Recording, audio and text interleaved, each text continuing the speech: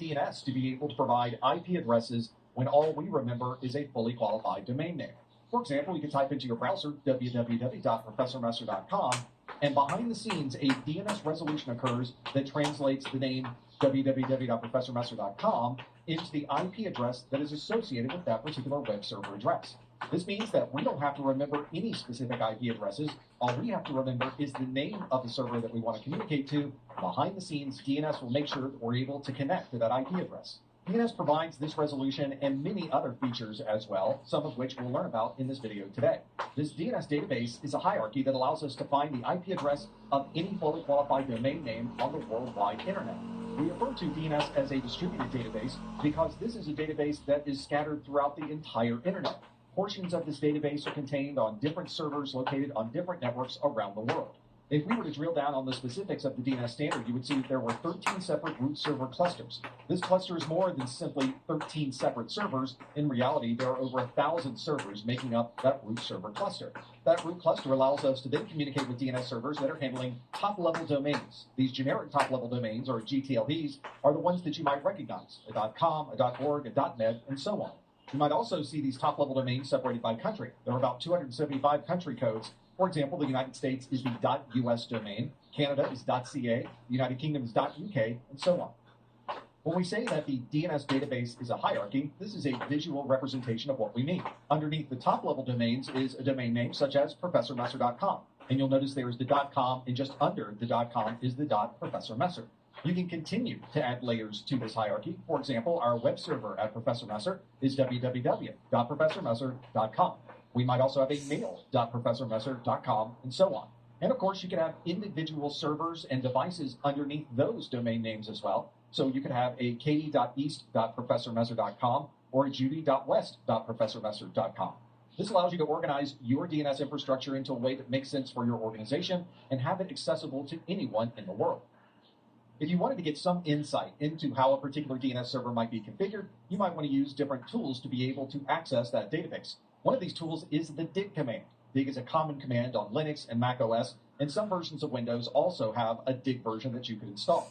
Dig allows you to perform a query against a DNS server. So if we dig www.professormesser.com, we get the results that are on this page. It shows us what commands we are using, gives us exactly what question is being asked of that particular DNS server, and then provides answers to the question that was asked. In this case, making a query for www.professormesser.com results in 3 separate IP addresses being returned. This represents the 3 possible addresses you could use to communicate to our web server. The reason we get 3 separate IP addresses in the results is that we've created a redundant series of web servers so that if one IP address is suddenly not available, you can use any of the remaining IP addresses to communicate to our web server. If you're on Windows, you can use the nslookup command to provide the same information. For example, nslookup of professormesser.com will return the same answers with the same 3 IP addresses. When we make that query to the DNS server, we are returned information that is contained within the records of that DNS database. Those records are referred to as resource records, or RR. Those resource records contain information about the IP addresses we'd like to query, their certificate information, email details, host alias names, and much more. This is one of the reasons that we often say that a DNS configuration is not something you should toy around with if you're not familiar with what you're doing. One mistake made to the database inside this DNS server could cause one or more of your devices to suddenly become unavailable to anyone else on the internet. If you are going to make a change to a DNS server, just keep in mind that you should always have a backup and a way to easily revert to that backup if you run into any problems. If you manage your own DNS server, then this will probably look familiar. This is a configuration of a DNS server. You can see there is an SOA record at the top, an MX record, some A records along with that, and CNAME records also at the bottom. In this video, we'll go through each of these different record types so that you'll be familiar with why we would add that information into our DNS server config.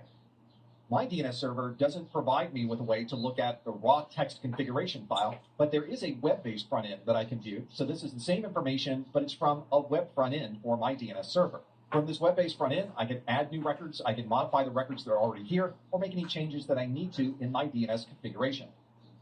One of the most common records in a DNS server is an A record. You might also see these as a quad A record or AAAA record. These are records that define the IP address for a particular hostname. If you're adding or modifying an A record, that address record is used for IPv4 addresses. If you're modifying a quad A record, that record is being used for IP version 6 addresses. To be able to see what this might look like in a configuration file, I have a record here for my web server, www.professormesser.com. This is an internet address or IP version 4 address, and the A specifies that this is an address record. And the other part of this record shows it to be 162.159.246.164. That is the IP address that I would like returned to an end user if they request it for www.professormesser.com. So if someone sends a request to a DNS server and asks, what's the IP address of www.professormesser.com, this record is accessed and it provides the answer of 162.159.246.164. If you're not editing a DNS server's text-based configuration file, you might be adding a record through the web-based front end like I do. I'm adding an A record. The name of the host is www. The IP address is 162.159.246.164. And the time to live, which is how long someone will remember this IP address, is set to 15 minutes.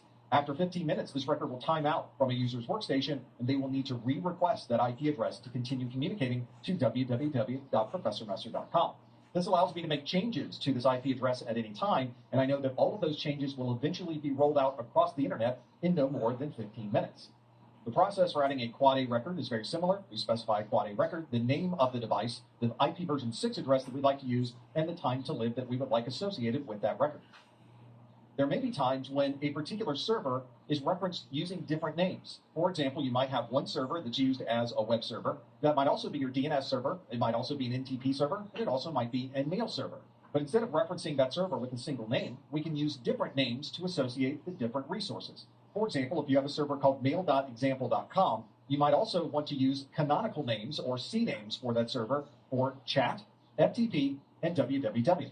This means every time somebody references chat.example.com, ftp.example.com, or www.example.com, they're all really communicating to a single server called mail.example.com. This makes it very easy to administer. If you ever need to change the IP address of mail.example.com, you simply change the A record for mail.example.com, and all of the canonical records can stay exactly the same. One of the most critical records on any DNS server is going to be the MX records. This stands for the mail exchanger records, and these make sure that you're able to both send and receive email messages from your domain. The MX record itself is relatively straightforward. It starts with an IN for the internet. MX stands for the mail exchanger record, and then you simply have the name of the mail server. In this case, it's mail.example.com. When other mail servers need to send an email message to james@professormesser.com, they reference my mail server to see where the MX record is, determine the name of the mail server, then perform another lookup to determine the address record for that mail server, and now they know exactly what IP address they should be sending that email to. In this particular case, that remote email server would reference our DNS. They would see that there is an MX record specifying mail.example.com. Then they would look at the address records and see that mail.example.com is 123.12.41.41. Each domain has its own set of MX records. Here's another MX record I use for a different domain name. This is one that I use through this web-based front end. The name of the host is mail, and the target name is mail.hover.com.cust.hostedemail.com. By using this front end, I'm able to make changes to that MX record to be able to send mail exactly where I need it to go.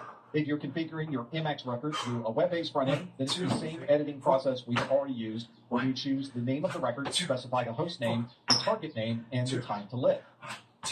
So far, we've talked a lot about IP addresses, fully qualified domain names, and the resolution between those two in our DNS server. But we can also use our DNS server to store important information that we would like others to be able to access. We refer to these records as text records or TXT records. These are human-readable text records that anyone could reference from our DNS server, and we'll look at an example of those in just a moment. Sometimes you'll see these DNS records being used for verification. Often you'll be configuring an email setting, and the email configuration needs to ensure that you have control of your DNS server, and to be able to verify that, you add a special text record into your DNS that they can then access from their site. And there are a number of text records that we use to minimize the instance of spam, and we'll talk more about those specific text messages as well. If you wanted to view the text records available on my DNS server, you can use the dig command with a dig professormesser.com and then specify TXT. It will then show you all of the different text messages that are currently configured on my DNS server. In this example, there are two text records that appear, one for a Stripe verification and another one that's being used as an SPF record, and we'll look more at SPF records in just a moment. You can also use the nslookup command to view these text records. Let's look at all of the text records associated with the Google DNS. We would use nslookup -type equals txt and then google.com. All of the results that you see here are the text records associated with the google.com domain name. I mentioned earlier that we often use these text records to be able to minimize the amount of spam that someone might receive, or to be able to verify that the email messages that have been sent really did come from your domain.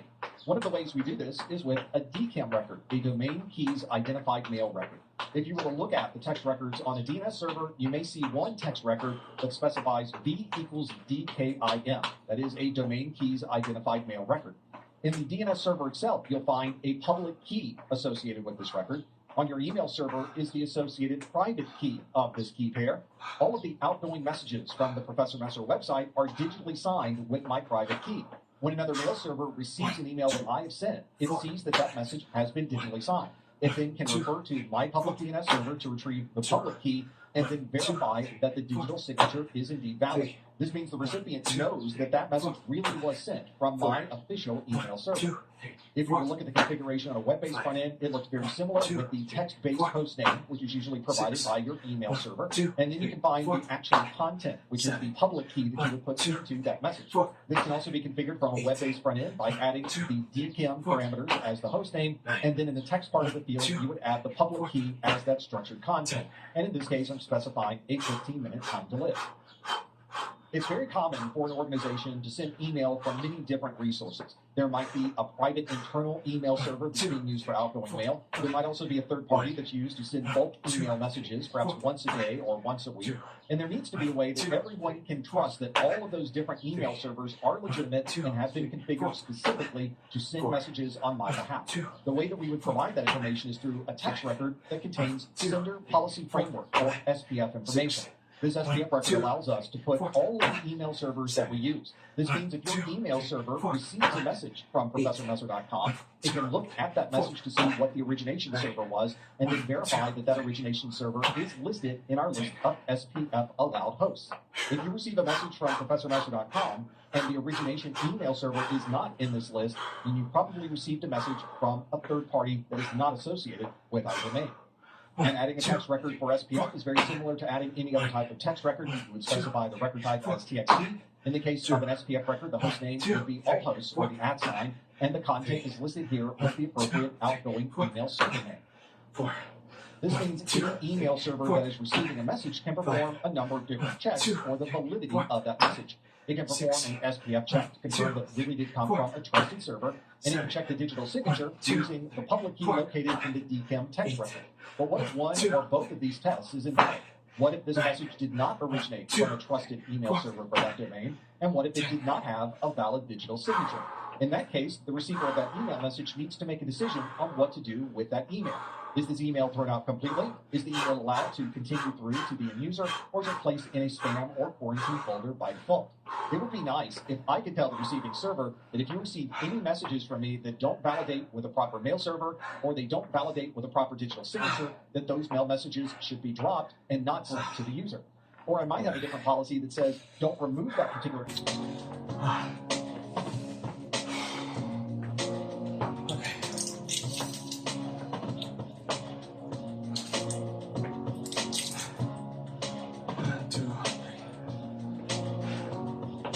Oh, no.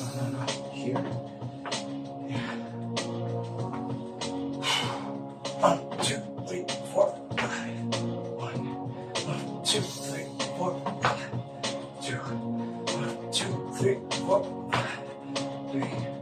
1, 2, 3, 4, 5. 4. 1, 2, 3, 4, 5. 5. 1, 2, 3, 4, 5.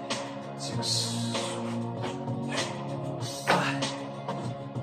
1, 2, 3, 5, 8, 1, 2, 3, 4, 5, 9, 1, 2, 3, 4, 5, 10. Oh, sorry.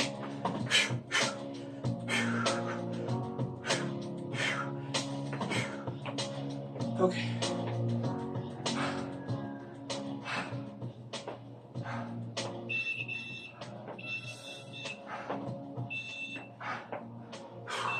One, two, three, four, five. 1, 2, 3, 4, 5. 2, 1, 2, 3, 4, 5. 3, 1, 2, 3, 4, 5. 4. 1, 2, 3, 4, 5.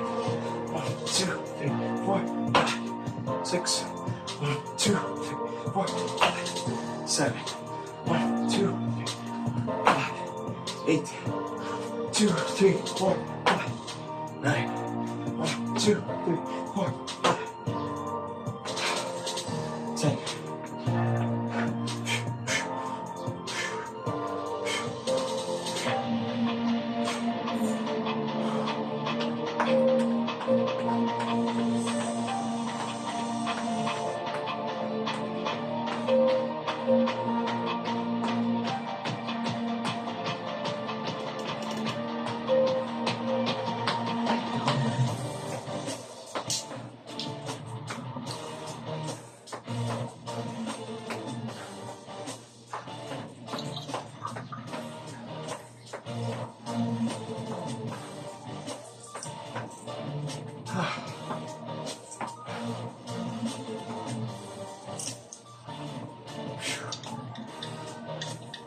Oh man.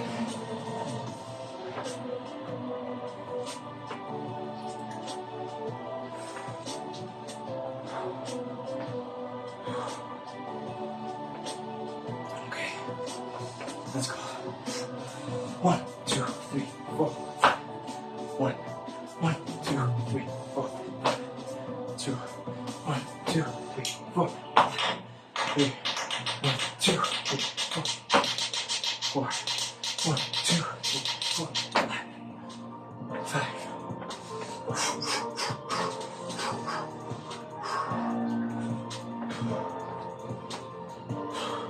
1, 2, 3, 4, 5.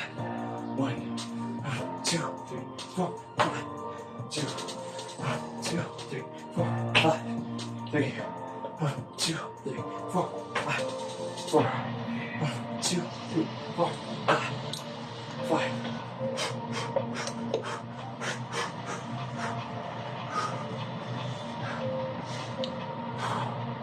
1, 2, 3, 4, 5. 1, 1, 2, 3, 4. 2, 1, 2, 3, 4, 5. 3, 1, 2, 3, 4, 5. 4, 1, 2, 3, 4, 5. 1, 2, 3, 4, 5. 1, 2, 3, 4, 5. 2, 1, 2, 3, 4, 5. 3, 1, 2, 3, 4, 5. 4, 1, 2, 3, 4, 5. 5.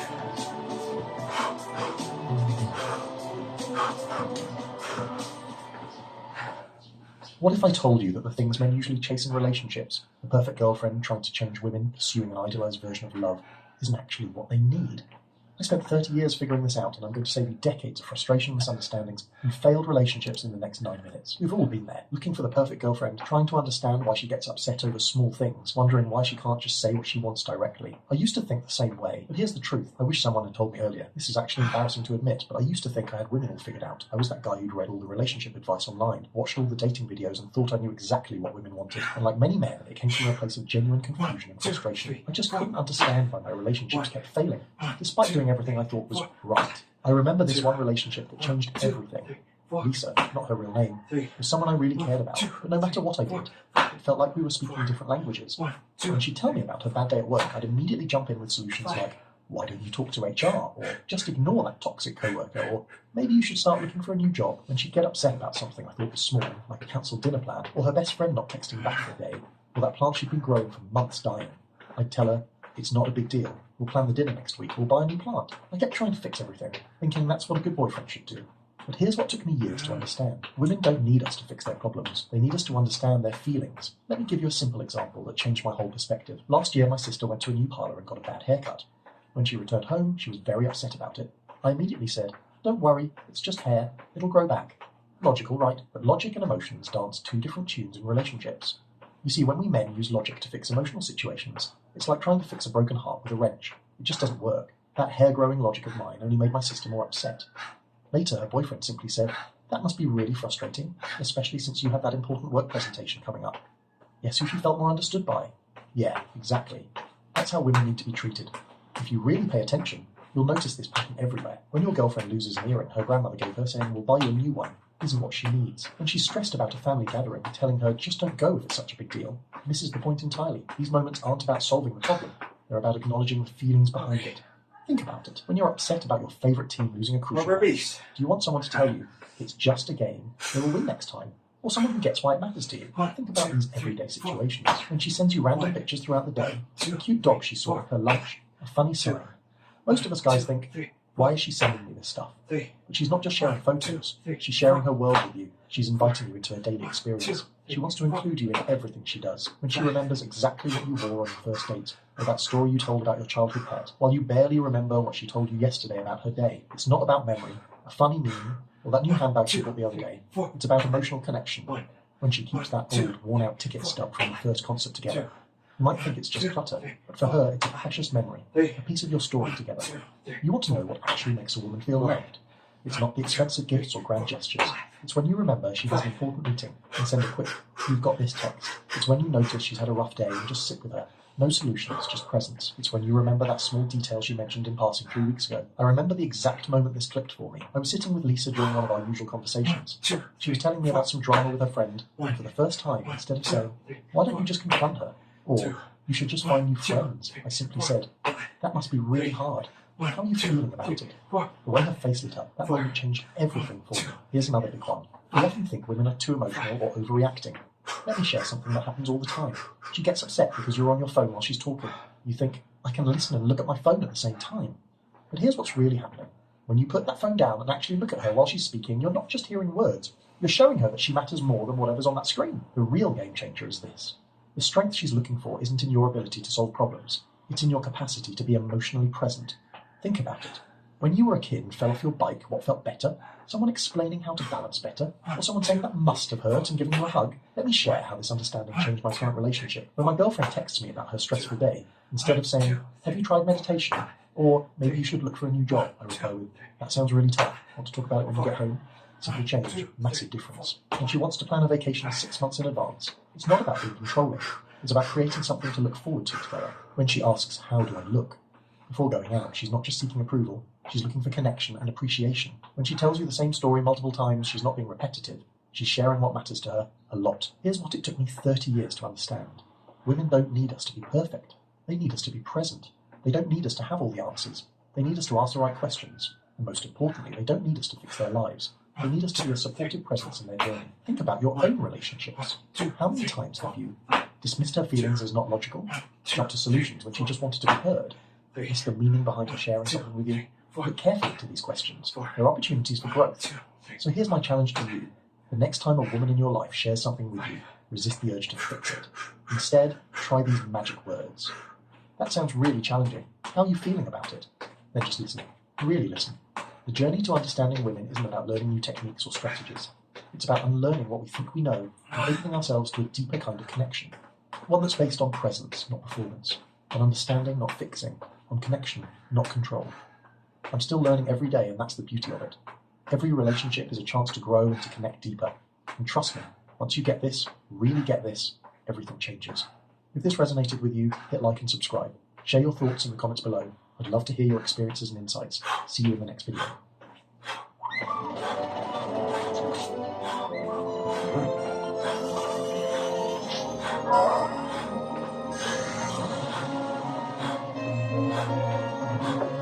Hey everybody, welcome to episode 75 of an ongoing series where we basically take the camera anywhere we want and we try to find secrets and new discoveries to some of our favorite games. It's the episode people said couldn't be done, Final Fantasy VII. And I gotta say, it feels good to plug your ears and say no to the naysayers. Because while there isn't a lot to show you, there is going to be some things that are going to be pretty special. Anyways, thank you Sorcerer Lance for the intro and Neko Run for the camera. You can check out links to them down below. And with that said, let's get going.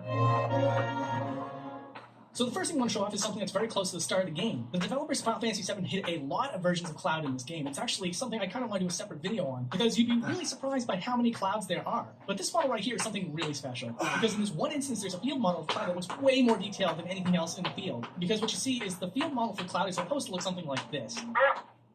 Which, yeah, but this little artifact shows proof in itself that at one point the scene was supposed to show Cloud and Jesse's face, and that they probably intended to reuse this field model of Cloud in later parts of the game because he's fully modeled, whereas Jesse only has the torso up. But again, we were only able to actually see this in the game by manipulating the character coordinates. And you might notice that Cloud's legs were a little bit thick in that scene. I just wanted to show you in the character model viewer how it's supposed to look. But yeah, speaking of different character models for Cloud, let me give you another example. You know how in the Chocobo races they usually have Cloud's back facing the camera, and you don't really get a good look at his face? Well, in the character model viewer, we can see what these characters would have looked like if we had a good look at their face. And we can see that they look like if someone put clothes on an uncooked chicken.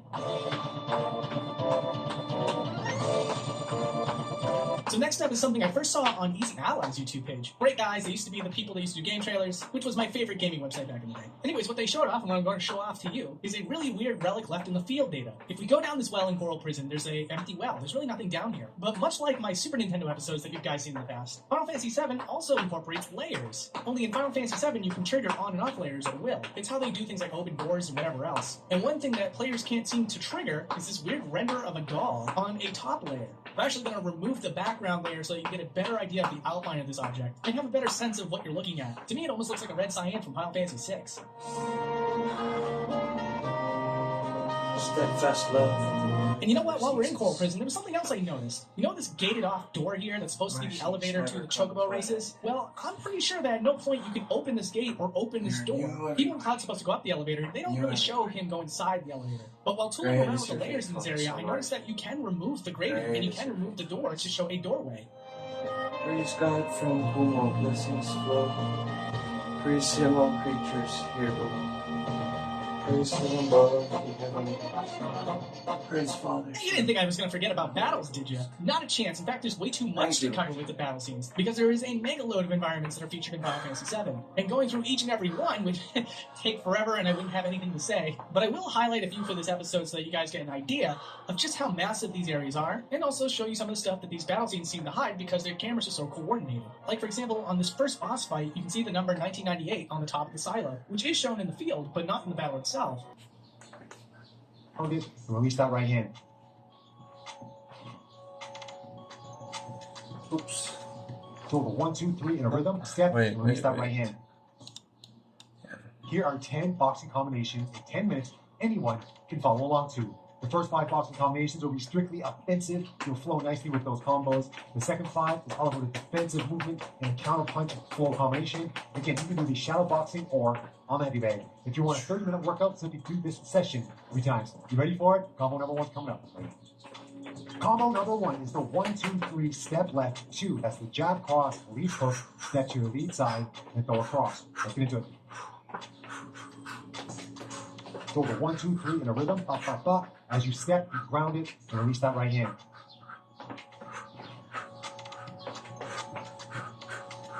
Total 1, 2, 3 in a rhythm. Step and release that right hand.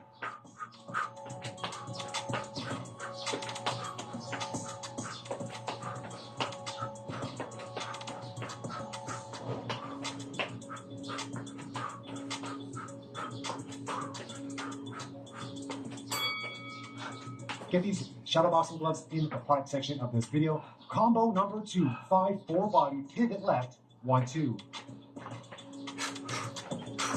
5, 4 body, pivot left, 1, 2.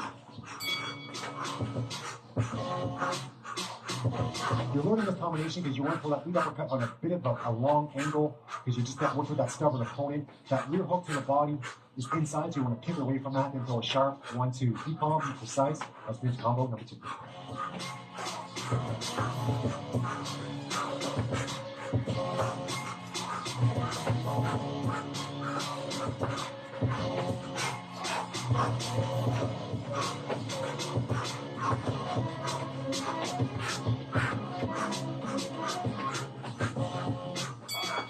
Combo number 3, the 1-1-8, then measure with the jab as you move outside. That double jab sets up that overhand right that's dangerous. It's going for the knockout win. And make sure you're using that lead hand, that jab hand, to measure the distance as you work outside. In case you miss, lose your bounce, or have to change position to go again to work.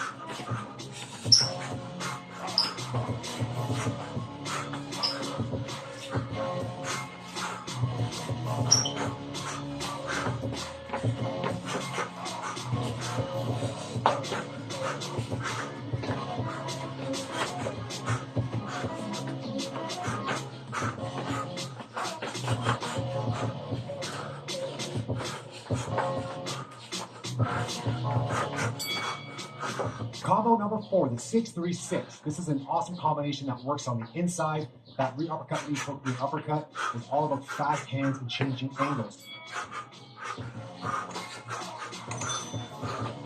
When you throw this, don't stay in position too long. Throw it, change an angle. You can set up with a jab and also finish with a jab so you're not leaving yourself too wide open. The 6-3-6 on the inside. Let's put that to work.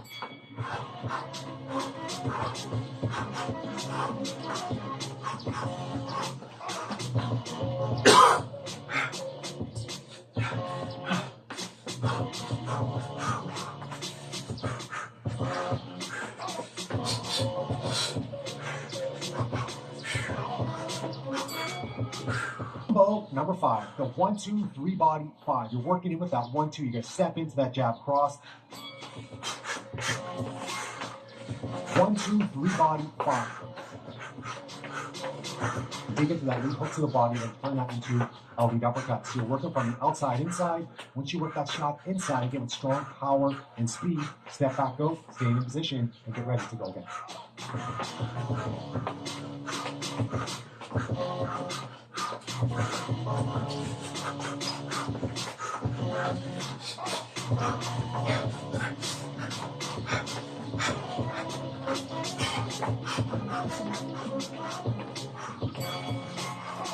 Let's go, combo number 6. You're getting in some offensive and defensive work here with the 3 duck left, 3-6. Throw that lead hook back to the same side. Throw another lead hook and a rear uppercut.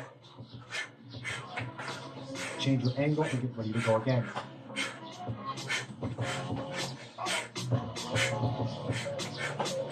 Fast, furious, smooth combination. You can even pivot off of that first 3 as you duck left.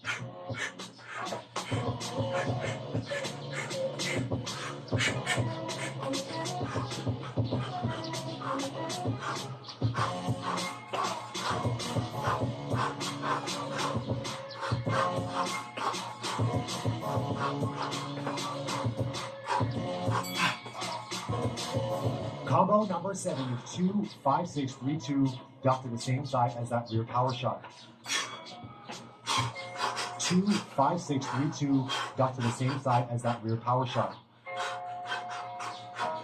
This combination, again, you need to throw with speed and power, especially that 5, 6, 3, 2, working the shoe shine inside, coming off that head attack, finishing with a cross.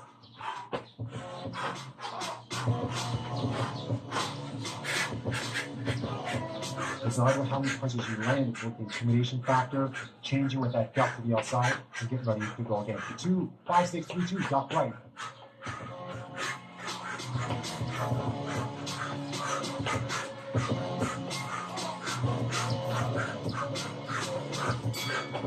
Combo number 8 is jab, block right, jab, duck right, throw 2 or 3 punches. What that does is give you a nice rhythmic offensive and defensive boxing combination. And those 2 punches at the end make it a lot less scripted. Because sometimes you never know what punches you have to throw. So just let your hands go.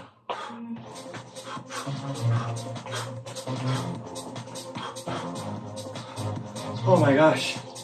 What's this at? Oh no. Oh no. This was set as 1.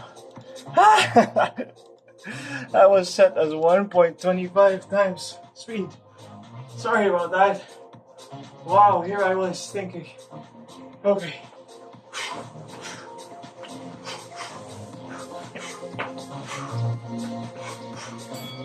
That was convenient though. Combo number 9, the 2, 5, 8, duck left. That's so funny. I'm sorry. Intentions. So when you throw it, make sure that it comes from a strong position so that you can duck left after, and after you duck, get ready to go again.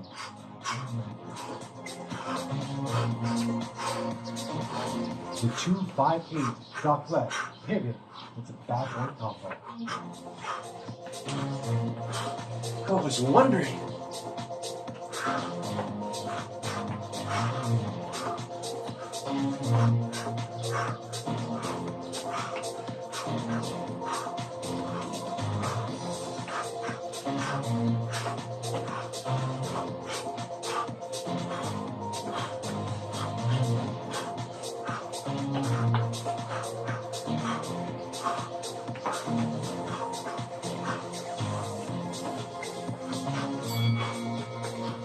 Combo 10, your final combo. Add some flavor to it. The 2-1-2 switch stance 1. That's the cross jab cross. Switch your stance from orthodox to southpaw or southpaw to orthodox, and then throw that jab in.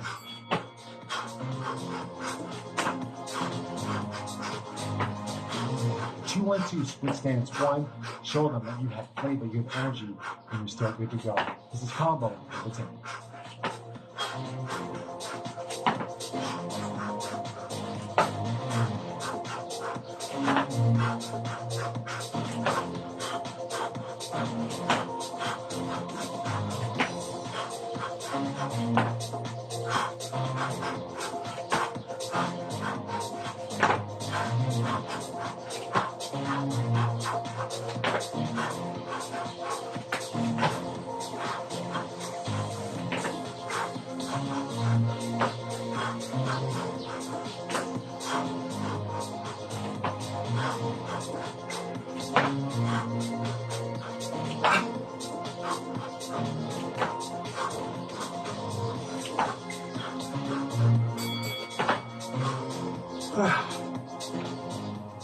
And there you have it, 10 boxing combinations in 10 minutes. A perfect way for you to learn boxing combos before you do any other workout. Do the session first and you'll see how fast you pick up boxing combinations in your longer sessions.